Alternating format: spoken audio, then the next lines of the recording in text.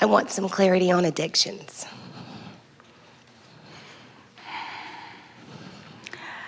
We talked about it a bit, how there are two parts to the addiction. One is a cellular compensating thing, and the other is the discord in vibration that translates as a void that you're trying to fill.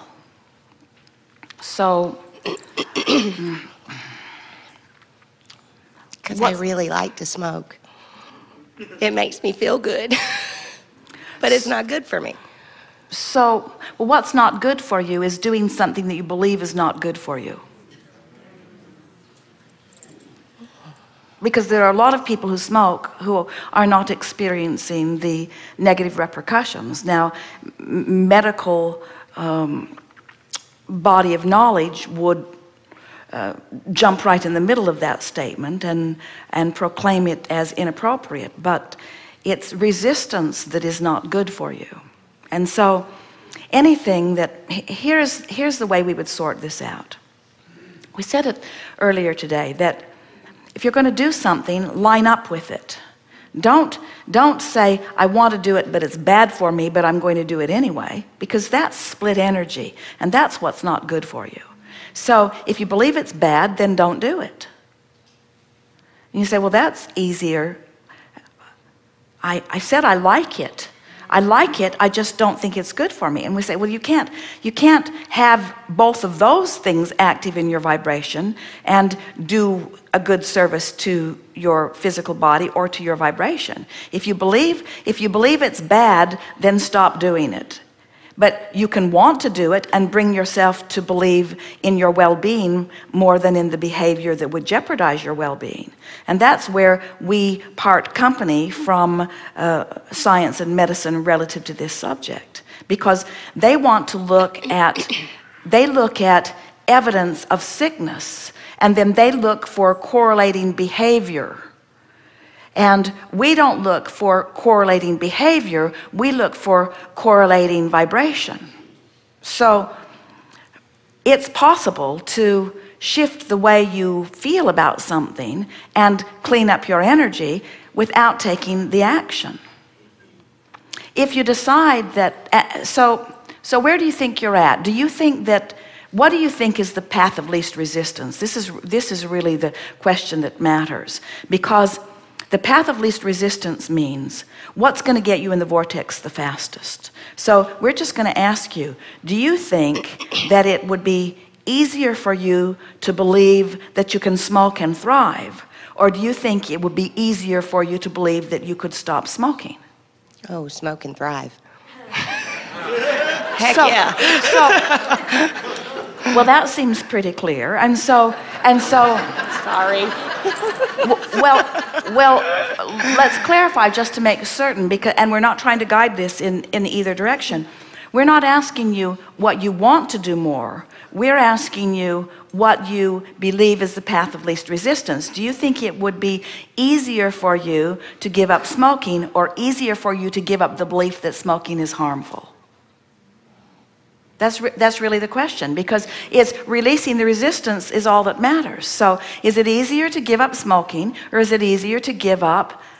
And you know, this speaks to something that we've been talking about all day here today, because in every discussion we have maintained and supported and promoted and encouraged and done our best dog and pony show and sales job all day, every day. When we get a chance to talk to anybody, we say, you can change your belief. It's not the behavior that needs to be changed, because the whole world's out there trying to, that's what we were talking about, the Quran, the Bible, every document just about is a rule to try to control behavior. And everything that we teach is about the control of vibration, the alignment of vibration. It's not about controlling behavior. So ultimately, the path of least resistance certainly is in the alignment. Now, we also want to say to you that everyone we know who comes into alignment with who they are then begins getting impulses, and often behavior begins shifting. In other words, that's what we said when we started with you about addiction, that it's twofold. It's what the body can, once you introduce something to your body, it compensates, and then that compensation translates as craving. And you feel better when you satisfy that craving than you do if you have a craving that you don't satisfy. But the other part of the addiction is the void that you're trying to fill somehow with it. And the void that everybody is trying to feel is the void of not being in the vortex. So once you reconcile a subject that's active in your vibration every day, as something like that is, and you make peace with where you are, and you come into the vortex, and you're smoking and in alignment, and no longer beating up on yourself, and no longer trying to beat up on other people that are trying to get you to quit.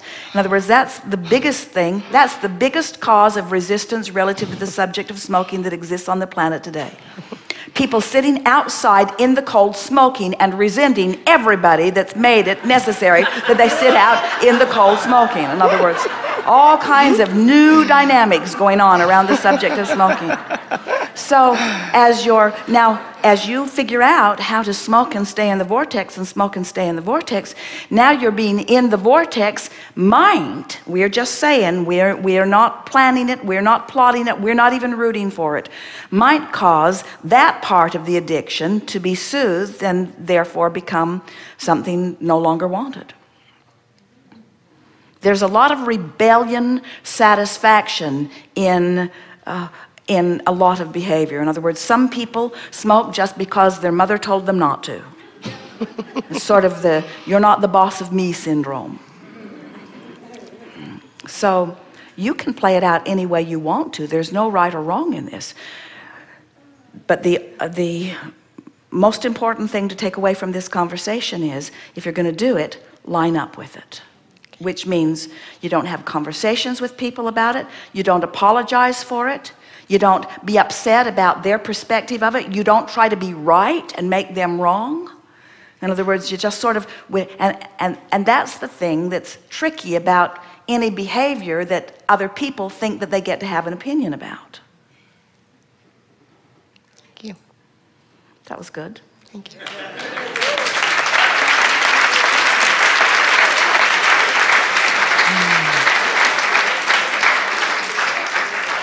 What is the time?